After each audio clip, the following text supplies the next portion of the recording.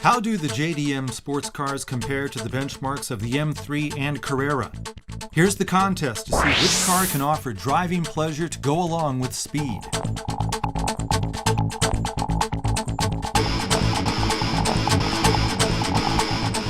The third generation E46 M3 comes with an aggressive exterior that emphasizes high performance.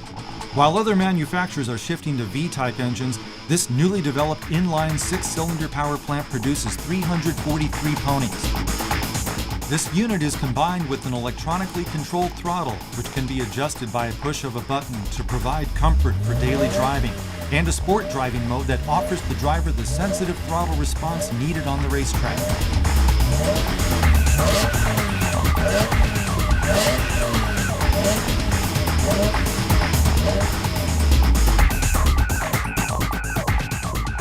The high-revving yet flexible engine redlines at 8,000 RPMs while providing 80% of maximum torque at a low 2,000 revs per minute.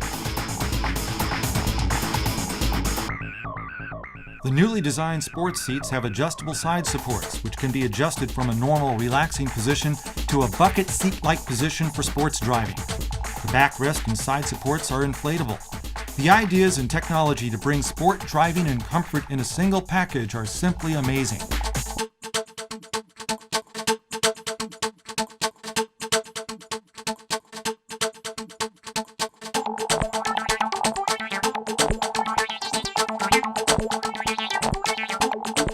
Michelin Pilot sports tires were chosen for the contest.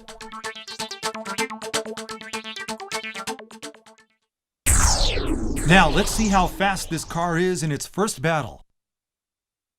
The highlight of this fight is the duel between the new M3 and the facelifted monster sedan, the M5. Will the 5-liter 400 HP engine be enough to beat the M3? Both cars are equipped with 6-speed manual transmissions. How fast is the basic Beamer? Manual transmissions can now be had on the 330i M Sport.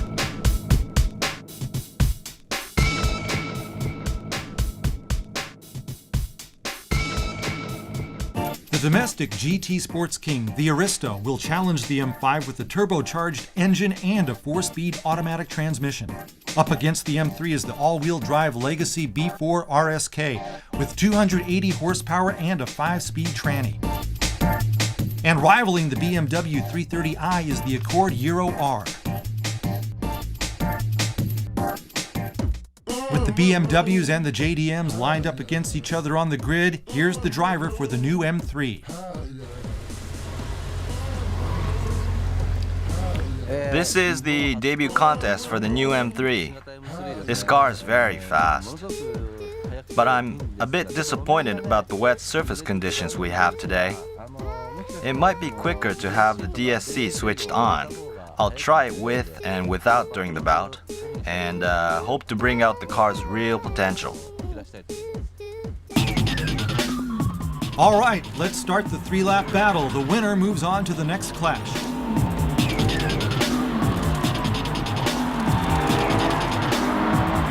Oops, I should have turned off the traction control. The M5 starts with the DSC on, not able to make use of the 400 horses.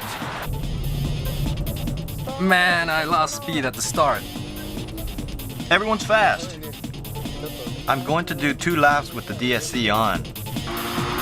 Sure about that, Nakaya-san? Might be taking it a little too easy.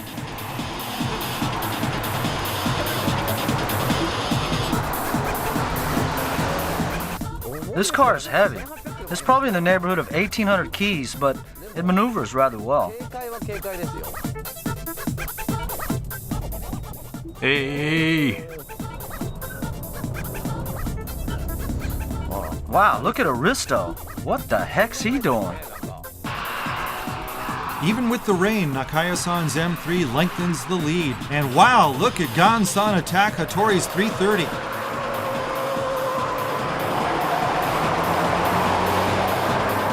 Gosh darn it, I'm losing speed. Give me some room so I can find my line. Get out of my way. Sorry, Gramps. Take your time, geezer.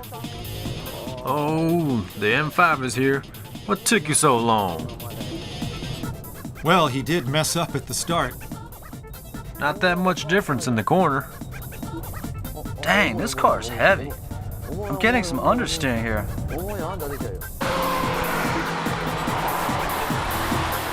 The Legacy's jumped to second place, but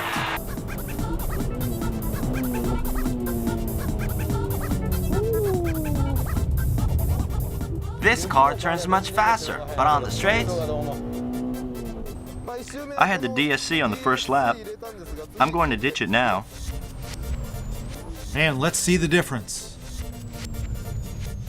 The rear slides a bit, and here I'm getting too much power.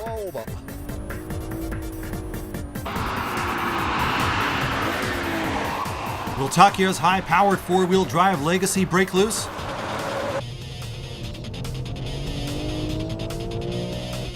The M3's fast even with the DSC on. If I have the right line, which is a line that doesn't let the DSC work, I can keep up the space.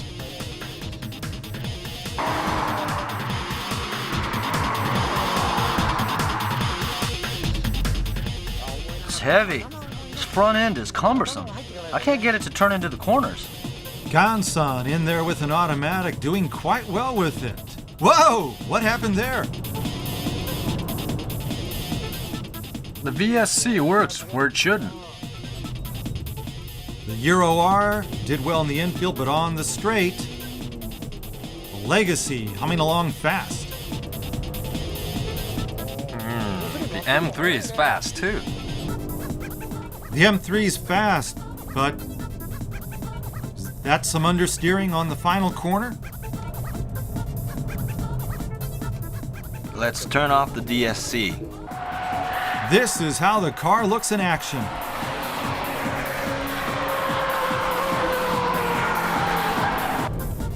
And now the final lap. Is the M3 too fast for me? I do have four-wheel drive in this ring, you know.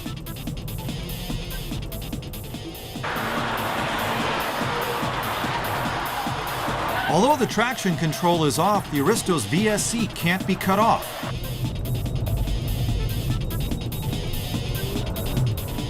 It does this when you slide the car. Considering that this car is a hefty 1,800 kilos, it's performing great. He's closing in on the Euro R.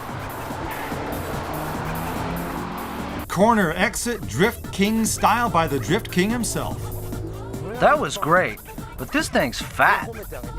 Heavy. On the infield, those lighter cars are simply faster. Look how the M3's performing with the DSC switched off.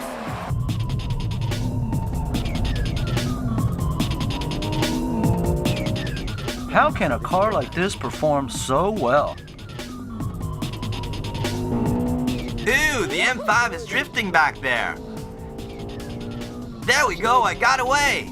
The engine response is so sensitive. I can't lose concentration, and corners like this one are tough in these conditions. The M3 comes in first, no sweat. The conditions less than ideal for this ride, but the M3 left the Legacy in the rear view mirror.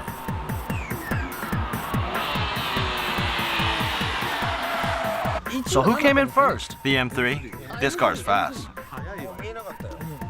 M3, who was the M3 fighting? No one. Oh, the M3 has no rivals. The M5 was quick, wasn't it? When the DSC is switched off, the M5's rear wheels become totally free. It's cumbersome, but fun. You know, the Aristo's active control settings should be reset or provide us with a cutoff switch.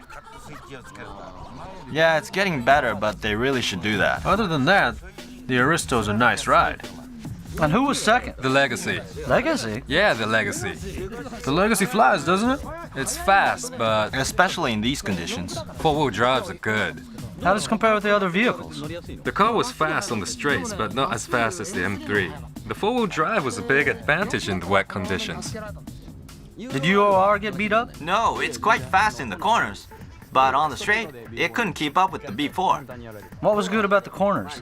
It's got a 2-liter non-turbo, right? The braking was good and the cornering was pretty fast. How about Hachan? I was in the 330i. Yeah, it was a nice machine. A standard Beamer, right? Rivals? I had no one in front of me and no one was behind me. Though, whatchamacallit, the DSC? I had that most of the time, but when I switched it off, the tires didn't grip. Yeah, right. Doesn't grip. Exactly. It doesn't go with tarmac. So that's why you were fooling around after the race. At the hairpin? You were spinning. Just a tad. I thought I'd warm up my tires, but the race was already over, so what the hey? Hattori gets away with a lot. Congrats on winning 2 in a row. Arigato.